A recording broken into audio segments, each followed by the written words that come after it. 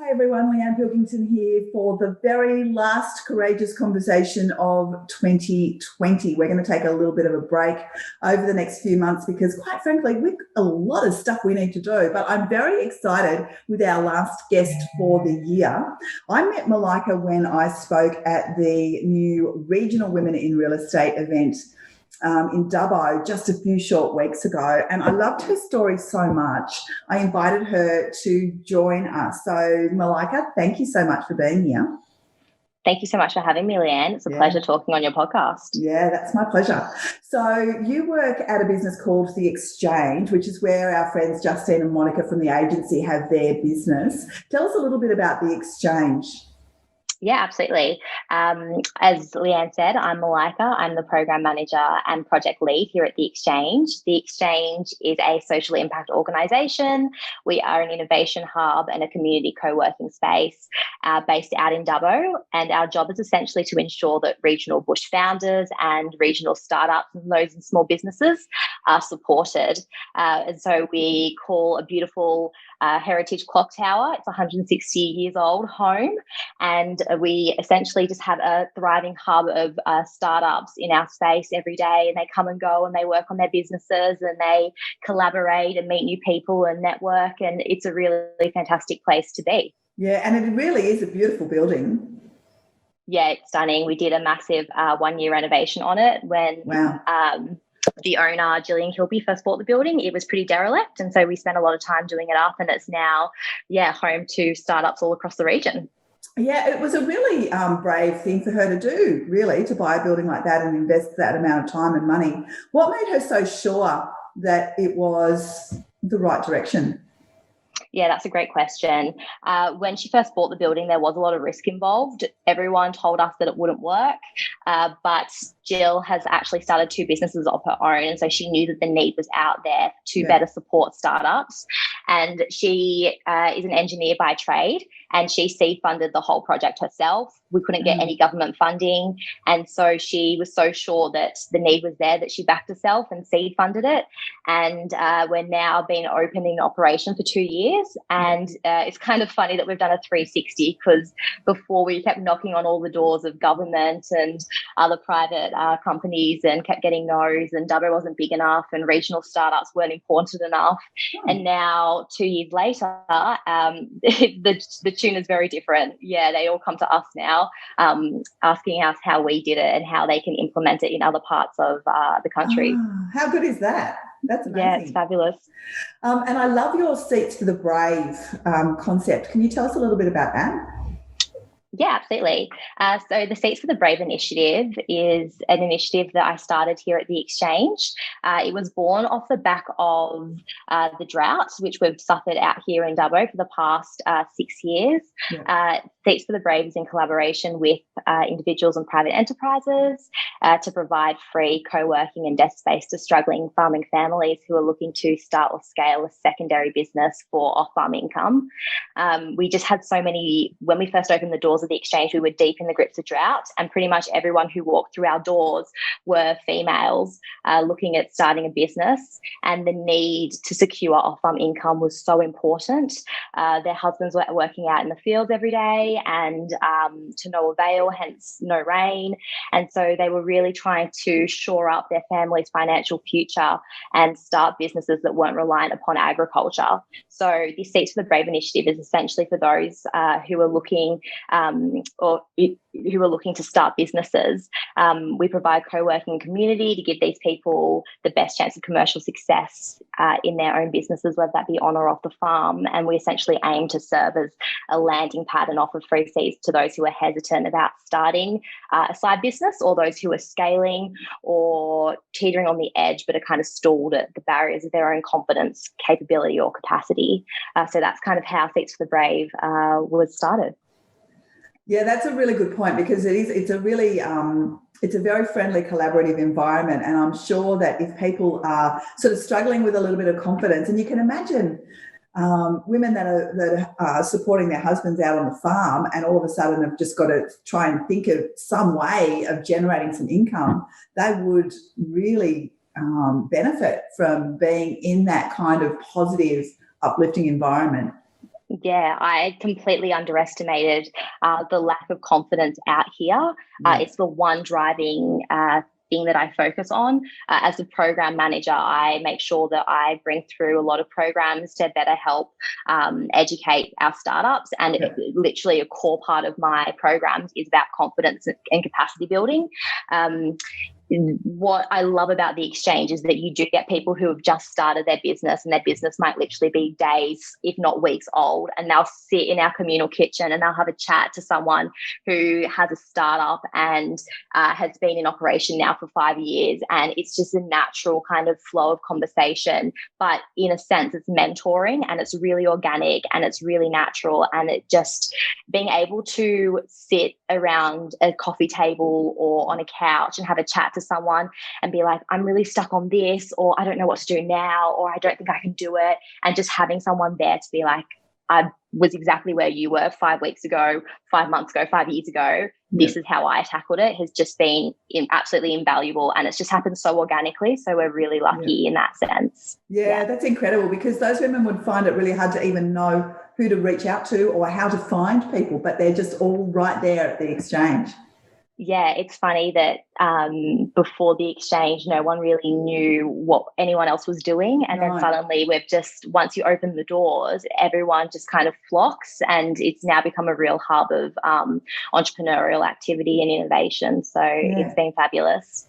So when I was in Dubbo, you told me about a business, I think it was Georgia was starting. Georgina. Can you tell us a little bit about that? Because that really intrigued me. Yeah, I love Georgina's story. So I call her Georgie. Georgie has started, currently lives with her husband and a child on a mixed grain cropping farm out at Galagonbone. So that's still probably another 70 k's west of Dubbo. She started a separate business to support her family during the droughts, and then recently wound it back at the start of 2020 when we had a really good rain. And she's now started a secondary business called the Kid Crop. And the Kid Crop is essentially the story of resilience. After her and her husband planted 370 hectares of barley earlier this year, then the actualization of the China tariffs hit during COVID, which meant that their crop was virtually reduced to nothing. So she had to become quite inventive and figure out how she was going to find a new market for all this grain that they had, which was worth pittance. And so she came up with this concept of the Kid Crop, which essentially aims to resolve the disconnect between city kids and their origins of their food and fibre. So she's selling small bags of grain that parents and teachers and schools and communities can buy, and they can see and touch and grow in their own backyards or on their windowsills, in the kitchen. And it really helps sparks an interest and fills a knowledge gap with children. And that will as well, it's so important because it will influence their future decisions. And through, I guess, an increase of understanding on what it takes to grow a crop, future generations will have, I guess, a greater respect and empathy for the agricultural industry through its good times and its bad times. So she's started that. She's getting a lot of good traction. But yeah, she is. And she currently works out of the exchange several days a week, but she's currently on our wait list of recipients as well for the Seats for the Brave sponsorship. Yeah, so Seats for the Brave actually pays for her seat. If she gets a sponsorship, it'll pay for her seat to be there at the exchange, right? Yeah, absolutely. So the Seats for the Brave sponsorship will pay for her seat to sit at the exchange. It'll pay for any of the programs that we can pop her in, any of the incubators that come to town. We'll put her through those mentoring programs. So it really is an investment into a business, and it just relieves the financial burden for that farming family who's trying to start. And I often say it's not just a sponsored desk to the recipient. It's very much a you got this, we believe in you, we're backing you. We believe that you have a great product to deliver and that you can deliver it. Yeah, absolutely. What does it cost to sponsor somebody like Georgie? Yeah, so there's different tiers. With the lowest tier is a $450, and that's a 10-pack pass. So that'll last someone at least a couple months, and then we go all the way up to a full year membership, and that goes up to $9,000. But there are different tiers in between that as well. So all of that information's on our website, yourexchange.co/sponsorship. You can go and have a bit more of a read and see what some of the other recipients on our wait lists are also doing. Great. I'll definitely check that out. And I will also get Chantel, our podcast producer, to put all that information into the show notes. So thank you for that.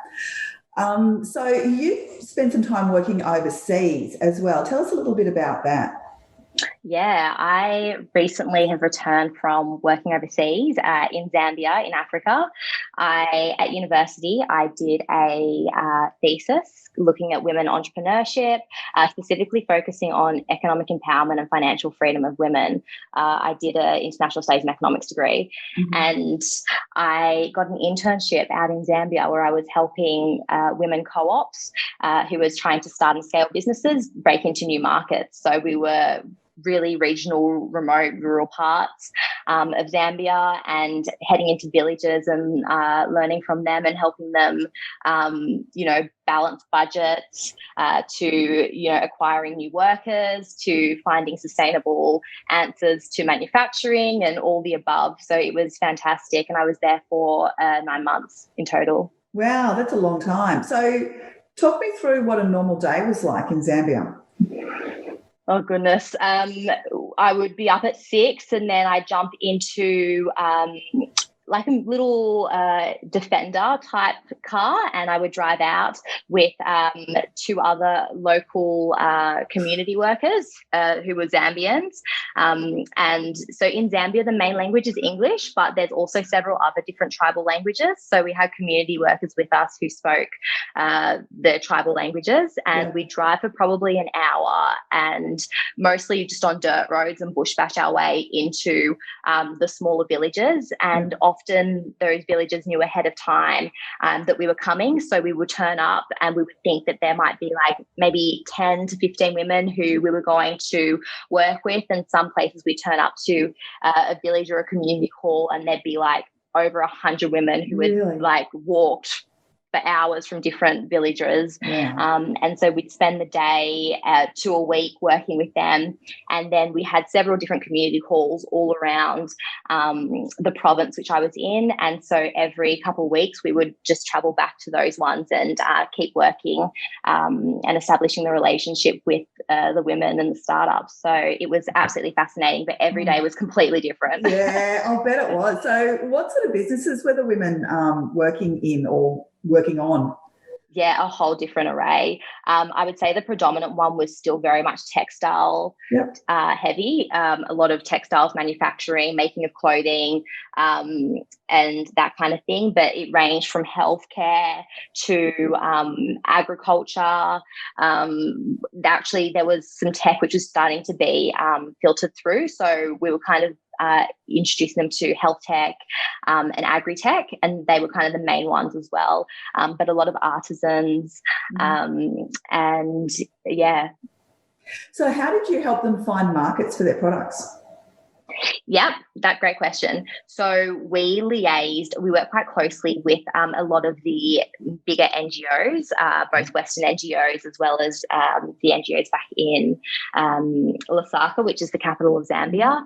And so my role essentially was to be the intermediary between the two. So I would spend some time in Lusaka, the capital, and I would be talking to bigger, department stores or even those people who were in Africa. You find that there's a lot of people from Western countries who come over to handpick different products, which they then take back to the West. And so I spent a lot of time liaising with them and going back and forth between what was happening, I guess, within the villages and regional parts of Zambia, and then who I could help break into these new markets with and take their products overseas in some capacity.